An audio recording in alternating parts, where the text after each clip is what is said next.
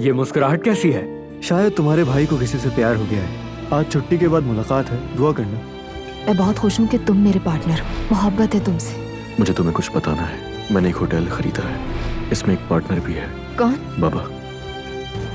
दुआ बेटा, बस घर से निकल रही हूँ, से आके मिलो तो ठीक रहेगा। बेटा मैं तो आज स्कूल में होंगी, तुम जब चाहो आ सकती हो।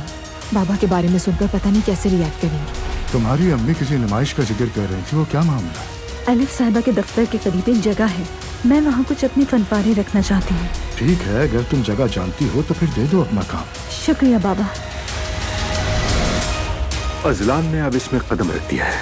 उसके इस किए जाने वाले फैसले का खंदा पेशानी से एहतराम ही कर सकता हूँ, लेकिन इस बात का यकीन रखिए रेहान साहब, और हमेशा मेरी उस पर नजर रहेगी, याद रखिएगा। ज़ैनब से तो आपकी मुलाकात होती रहती है। जी हम अच्छे दोस्त हैं। अजलान आपका भतीजा है ना, तो ज़ैनब भी मेरे बच्चों की माँ है, ये जानते हैं आप।